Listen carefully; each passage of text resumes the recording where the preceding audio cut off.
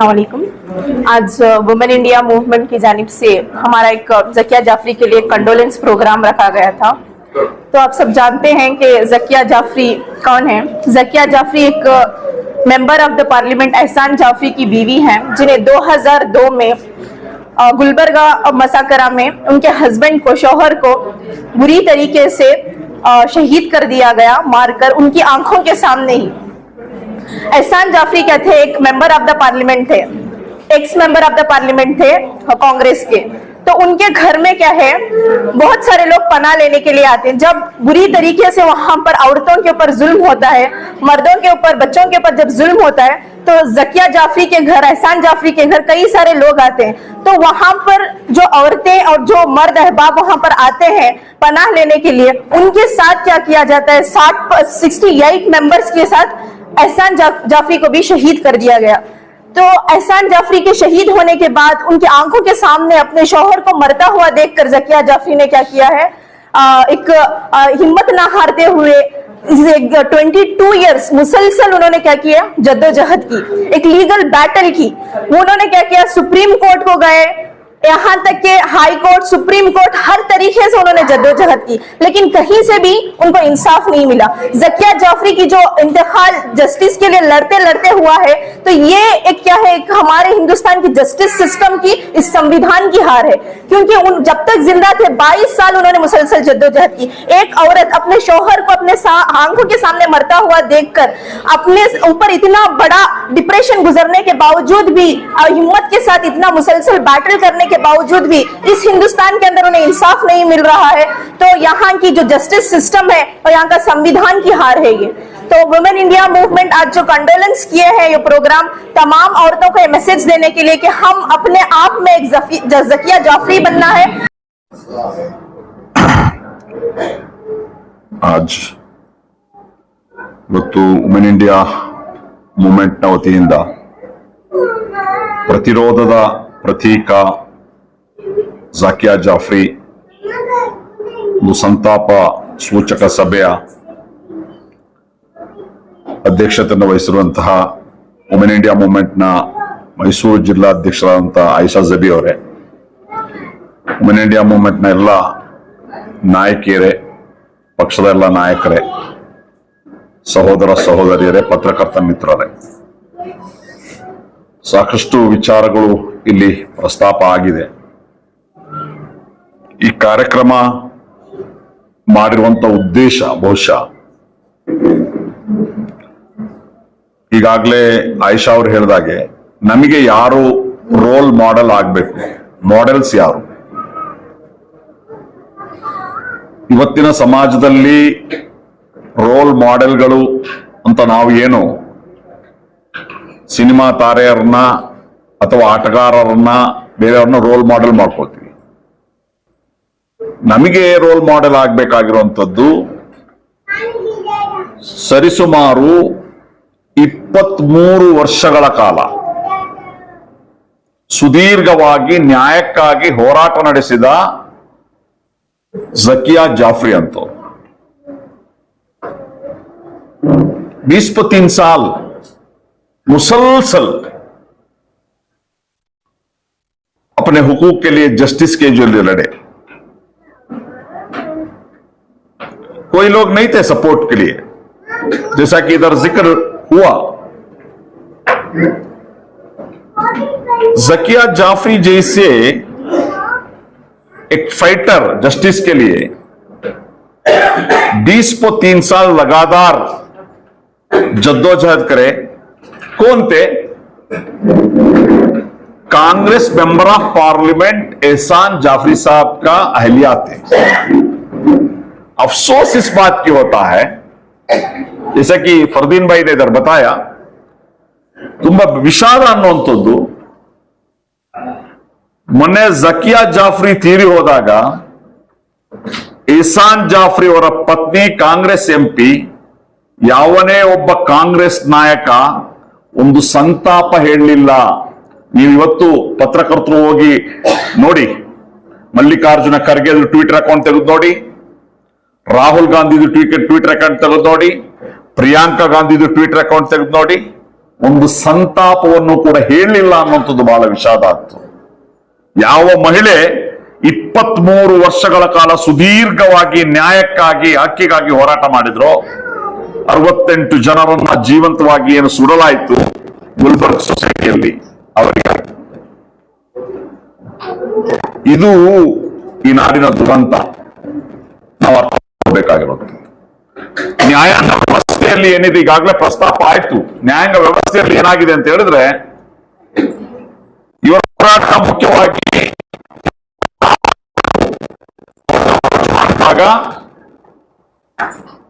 Supreme court ತನಿಖೆ ಮಾಡುತ್ತೆ. ಆದ್ರೆ SIT ನರೇಂದ್ರ ಮೋದಿಗೆ ಮತ್ತು ಇತರ ಮಿನಿಸ್ಟರ್ಗಳಿಗೆ ಮತ್ತೆ ಸುಪ್ರೀಂ ಕೋರ್ಟ್ಗೆ ಹೋಗ್ತಾರೆ, ಸಿಕ್ಕಿಲ್ಲ. ಬಹುಶಃ ನಾನು ನಿಮ್ಗೆ ನೆನಪಿಸ್ಕೆ ಬಯಸ್ತೀನಿ, ಬಾಬು ಬಜರಂಗಿ ಬಜರಂಗ ದಳದ ಗುಜರಾತ್ ರಾಜ್ಯಾಧ್ಯಕ್ಷ,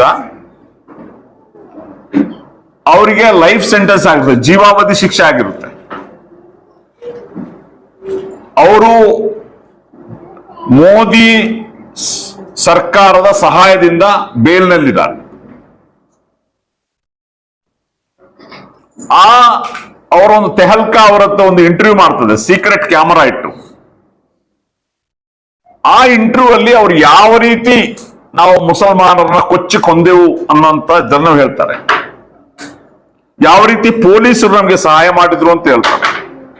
ನರೇಂದ್ರ ಮೋದಿ 3 ಬಾರಿ ಜಡ್ಜ್ ಅನ್ನ ಟ್ರಾನ್ಸ್ಫರ್ ಮಾಡೋದ್ರ ಮೂಲಕ ನನಗೆ ಸಹಾಯ ಮಾಡಿದ್ರು ಅಂತ ಹೇಳ್ತಾರೆ. ಇಷ್ಟೆಲ್ಲ ಎವಿಡೆನ್ಸ್ ಗಳಿದ್ರು ಕೂಡ ನರೇಂದ್ರ ಮೋದಿ ಆಗ್ಲಿ ಅಮಿತ್ ಶಾ ಅವ್ರನ್ನಾಗ್ಲಿ ಅಲ್ಲಿ ಆ ಕೇಸ್ನಲ್ಲಿ ಒಂದು ದಿವಸ ಜೈಲಲ್ಲಿ ಇಡಕ್ಕೆ ಸಾಧ್ಯ ಆಗ್ಲಿಲ್ಲ. ಇವತ್ತು ಲೈಫ್ ಸೆಂಟೆನ್ಸ್ ಆದಂತಹ ಬಾಬು ಬಜರಂಗಿ ಹೊರಗಡೆ, ಮಹಿಳಾ ಮತ್ತು ಮಕ್ಕಳ ಕಲ್ಯಾಣ ಸಚಿವರಾದಂತಹ ಮಾಯಾ ಕೊಂಡಾನಿ ಗುಜರಾತ್ನ ನರೋಡಪಾಟಿ ಹತ್ಯಾಕಾಂಡ, 97 ಜನರ ಹತ್ಯಾಕಾಂಡ ಆಯ್ತು. ಅಲ್ಲಿ 35 ಮಕ್ಕಳು ಸೇರಿದಂತೆ ನರೋಡಪಾಟಿಯ ಮಸಾಕರ್ ಅಂತಾರೆ. ಅದರಲ್ಲಿ ಮೈನ್ ಅಕ್ಯೂಸ್ಡ್ ಬಾಬು ಬಜರಂಗಿ, ಅದೇ ರೀತಿ Maya Kodnani main conspirator, minister for child and women's welfare. ಅವರಿಗೆ 28 ಇಯರ್ಸ್ ಸಜೆ ಆಗ್ತದೆ. ಆದ್ರೆ ಅವ್ರಿಗೆ ಬೇಲ್ ಕೊಟ್ಟು ಅವ್ರನ್ನ ಬಿಡಲಾಗ್ತದೆ. ಅರ್ಥ ಮಾಡ್ಕೊಳ್ಳಿ, 97 ಜನರನ್ನ ಜೀವಂತವಾಗಿ ಕೊಂದಂತ ಹತ್ಯಾಕಾಂಡದ ಆರೋಪಿಗಳು ಇವತ್ತು ಬೇಲ್ನಲ್ಲಿದ್ದಾರೆ. ಆದ್ರೆ ಏನೂ ತಪ್ಪು ಮಾಡದ ಸಾವಿರಾರು ಜನ ಇವತ್ತು ಜೈಲಿನಲ್ಲಿದ್ದಾರೆ. ಸರ್ಜಿಲ್ इमाम जैसा, खालिद जैसा, अबू बकर साहब जैसा लोग कुछ भी गलती करे नहीं, ना किसी को मारे, ना किसी को तकलीफ दिए, मगर आज उनको बेल नहीं दिया गया. तो ये हालत है. हालांकि ನಮ್ಮ जवाबदारी ಏನು? आज ये प्रोग्राम रखने का मकसद क्या है?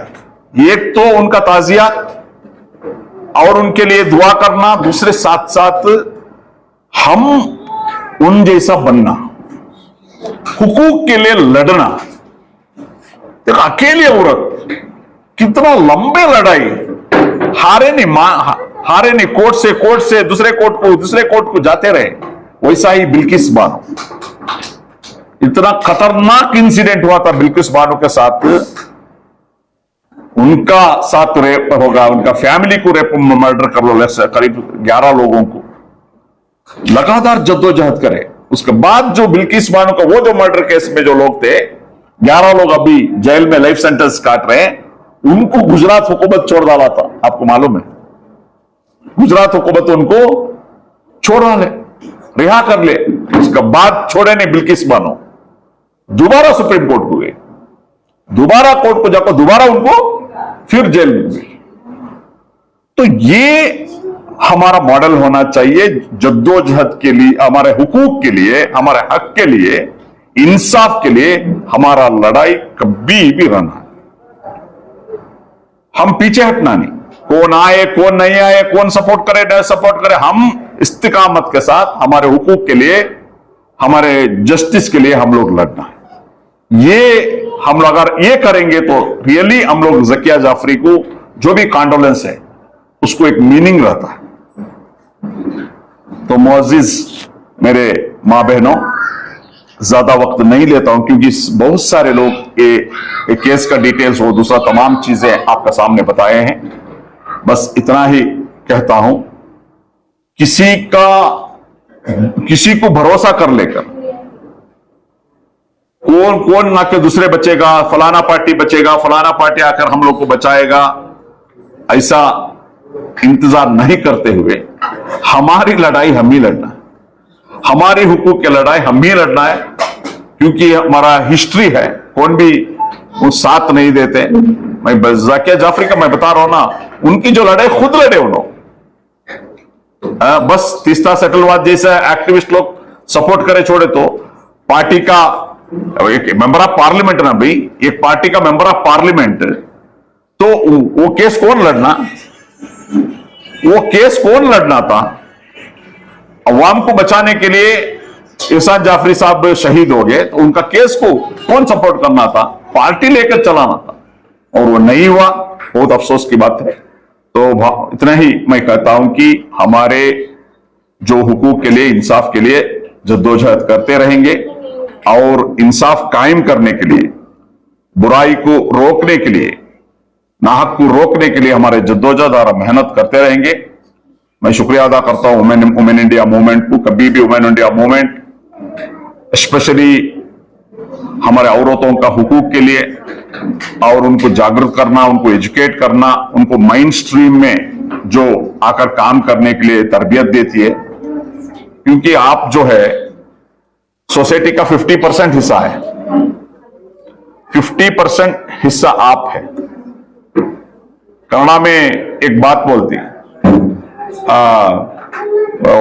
ಮಹಿಳೆಯೊಬ್ಬಳು ಕಲಿತರೆ ಶಾಲೆಯೊಂದು ತೆರೆದಂತೆ, ಹೆಣ್ಣೊಂದು ಕಲಿತರೆ ಶಾಲೆಯೊಂದು ತೆರೆದಂತೆ। एक औरत अगर पढ़े तो एक स्कूल ओपन किया जैसा। बहुत बड़ी ताकत है आपको, बहुत सोसाइटी को चेंज करने में बहुत बड़ा रोल मर्द से ज्यादा आप लोगों का है। तो मैं उम्मीद करता हूं हर वो बुराई, हर वो नाइंसाफी के खिलाफ हम लड़ते रहेंगे, काम करते रहेंगे। इतने ही कहते हुए जो ज़किया जाफरी साहिबा जो भी उनका हुकूक का लड़ाई कर हैं, उनको अल्लाह ताला मगफिरत और मरहमत फरमान दे, और उनका जो भी फैमिलीज है उनको जो सब्र जमील अता फरमान दे। इतना ही कहते हुए मेरा बात को खत्म करता हूँ। अस्सलाम वालेकुम। ಗಣ್ಯಾತಿ ಗಣ್ಯರೇ ಹಾಗೂ ನನ್ನ ಮುಂದೆ ಕೂತಿರುವಂತಹ ಸಹೋದರಿಯರೇ ಹಾಗೂ ಮಾಧ್ಯಮ ಮಿತ್ರರೇ, ಎಲ್ಲರಿಗೂ ಅಸ್ಸಲಾಮು ಅಲೈಕುಂ, ಜೈ ಭೀಮ್। ಝಕಿಯಾ ಜಾಫ್ರಿ ಕಾಂಗ್ರೆಸ್ ಸಂಸದ ಎಹ್ಸಾನ್ ಜಾಫ್ರಿ ಅವರ ಪತ್ನಿ ನರೇಂದ್ರ ಮೋದಿ ನೇರವಾಗಿ ಭಾಗಿಯಾಗಿ ನಡೆಸಿದ ಗುಲ್ಬರ್ಗಾ ಕಾಲೋನಿಗೆ ತಲುಪುವುದು, ಹಿಂದೂ ದಂಗೆಕೋರರ ಕಾಲೋನಿಗೆ ನುಗ್ಗುವರು, ತನ್ನ ಮನೆಯಲ್ಲಿ ಆಶ್ರಯ ಪಡೆದ ಮುಸ್ಲಿಂ ಸಹೋದರರನ್ನು ಅವರನ್ನು ಅಪಾಯಪಡಿಸಬಾರದು, ಅವರು ಶತ್ರುಗಳಲ್ಲ, ನನ್ನ ಸ್ನೇಹಿತರು ಎಂದು ಹೇಳಿ ಎಹ್ಸಾನ್ ಜಾಫ್ರಿ ಅವರನ್ನು ತಮ್ಮ ಮನೆಯಲ್ಲಿ ಇಟ್ಟುಕೊಂಡು ಕಾಪಾಡಿದಂತಹ ಒಂದೇ ಒಂದು ಕಾರಣಕ್ಕಾಗಿ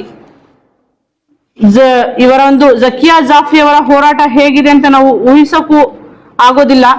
ನಮಗೆ ಒಂದು ಪತ್ನಿಗೆ ಏನಿರುತ್ತೆ, ಪತಿಯ ಒಂದು ಆಸರೆ ಬಹಳ ಮುಖ್ಯವಾಗಿರುತ್ತದೆ. ಇಂತಹ ಒಂದು ಸಂದರ್ಭದಲ್ಲಿ ಆ ಒಂದು ಝಕಿಯಾ ಜಾಫ್ರಿಗೆ ಅಂತಹ ಸಮಯದಲ್ಲಿ ಏನಾಗಿರ್ಬೋದು ಅಂತ ನಾವು ಊಹಿಸೋಕು ಕಷ್ಟ. ಅವರು ಒಂದು 68ರಿಂದ 69 ಯುವಕರನ್ನು ರಕ್ಷಿಸಿದಂತಹ ಎಹ್ಸಾನ್ ಜಾಫ್ರಿ ಅವರಿಗೆ ಬಾಗಿಲು ಬಡಿತಾರೆ, ಮನೆಯನ್ನು ಓಪನ್ ಮಾಡಿ ಅಂತ ಕೇಳ್ತಾರೆ. ಅವರು ನನ್ನ ಸ್ನೇಹಿತರು, ನನ್ನ ಕುಟುಂಬದವರು, ನನ್ನ ವಟಾರದವರು, ನಾನು ಇವರನ್ನ ರಕ್ಷಿಸ್ತೇನೆ, ನನ್ನ ಜೀವ ಬೇಕಾದ್ರೆ ತಗೊಳ್ಳಿ ಅಂತ ಹೇಳ್ತಾರೆ. ನೀನು ಜೀವಂತವಾಗಿದ್ರೆ ತಾನೇ ನಿನ್ನವರು ಜೀವಂತವಾಗಿರ್ತಾರೆ ಅಂತ ಹೇಳಿ ಇವ್ರು ಏನ್ ಮಾಡ್ತಾರೆ, ಗ್ಯಾಸ್ನ ಒಂದು ಗ್ಯಾಸ್ ಸಿಲಿಂಡರ್ನ ಸಹಾಯದಿಂದ ಅವರ ಬೀಗಗಳನ್ನ ಕತ್ತರಿಸಿ ಮನೆಗೆ ನುಗ್ಗಿ ಅವರ ಮುಂದೆ ಪತ್ನಿಯ ಮುಂದೆ ಅವರ 68 ತುಂಡುಗಳನ್ನಾಗಿ ಕತ್ತರಿಸಿ ಏನ್ ಮಾಡ್ತಾರೆ, ಅವರಿಗೆ ಜೀವಂತವಾಗಿ ಸುಟ್ಟು ಹಾಕ್ತಾರೆ. ಜೊತೆಯಲ್ಲಿದ್ದಂತಹ 68 ಮಂದಿಯನ್ನು ಸಹ ಸುಟ್ಟು ಹಾಕ್ತಾರೆ. ನಮ್ಮ ಒಂದು ವ್ಯವಸ್ಥೆ ಹೇಗಿದೆ ಅಂತ ನಾವು ಕಲ್ಪನೆ ಮಾಡ್ಕೊಳ್ಬಹುದು. ಆಗ ಅವರು ಒಂದು 200ರಿಂದ 250 ಕರೆಗಳನ್ನು ಮಾಡಿದ್ರು ಸಹ ಎಹ್ಸಾನ್ ಜಾಫ್ರಿ ಅವರು ಅವರ ಕಷ್ಟ ಕಾಲಕ್ಕೆ ಯಾರು ಬರೋದಿಲ್ಲ. ಆದ್ರೆ ನೀವು ಇವತ್ತು ಏನ್ ಮಾಡ್ತಾ ಇದ್ದೀವಿ, ಒಂದು ಚಿಕ್ಕ ಹಣದ ಆಸೆಗಾಗ್ಲಿ, ಚಿಕ್ಕ ಆಮಿಷಗಳಿಗೋಸ್ಕರ ಏನ್ ಮಾಡ್ತಾ ಇದೀವಿ, ಇದನ್ನೆಲ್ಲ ಮರೆತು ಸಹ ನಾವು ಇನ್ನು ಅವ್ರನ್ನೇ ಸಹ ನಾವು ಸಪೋರ್ಟ್ ಮಾಡ್ತಾ ಬರ್ತಾ ಇದೀವಿ. ಇದೆಲ್ಲ ನಿಮಗೆ ಇಲ್ಲಿ ಕರೆದಿರುವಂತಹ ಉದ್ದೇಶ ಮತ್ತು ಇವತ್ತು ನಾವು ನೆನಪಿಸಿಕೊಳ್ಳುವಂತಹ ಉದ್ದೇಶ ಏನಾಗಿರ್ಬೇಕು, ನಾವು ಎಲ್ಲರೂ ಸಹ ನಾವು ಜಕಿಯಾ ಜಾಫ್ರಿ ಆಗ್ಬೇಕು. ನಾವೊಂದು ಆರೋಗ್ಯ ಬಿದ್ರೆ ನಾವು ಹಿನ್ನೆಲೆಗೆ ಬರ್ತೀವಿ.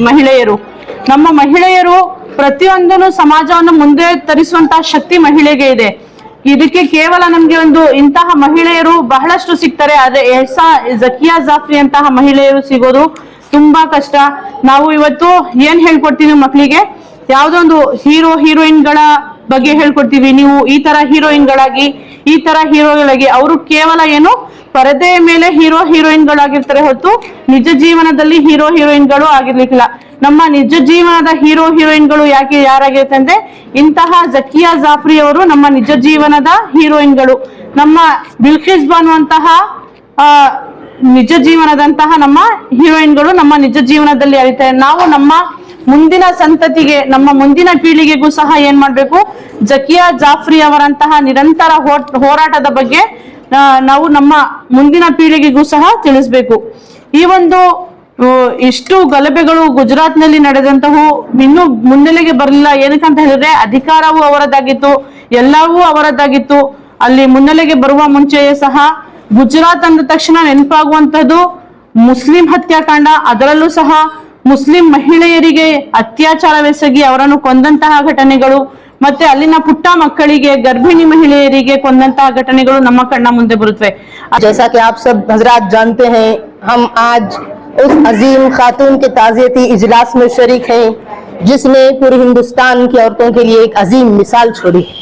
मैं सलाम करती हूँ मोहतरमा जकिया जाफरी को, मैं सलाम करती हूँ उस मुकद्दस खातून को कि जिन्होंने इंसाफ की लड़ाई लड़ी, कोर्ट कचहरी के चक्कर खाए, पूरी जिंदगी अपनी क्या कर दी, इतनी बुढ़ापे में उन्होंने इतना जज्बा दिखाया, इतना शौक दिखाया कि सबको कहे मिसाल बनकर गई। एक रोशन मिसाल है, वो हमारे लिए एक मशाल राह है।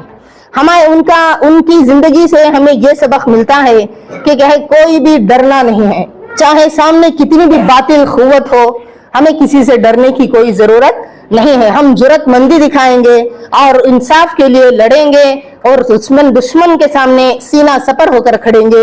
ये उन्होंने एक मैसेज हम तमाम को दिया है। इसके लिए कहे हमने इनकी लड़ाई को आगे लड़ना है।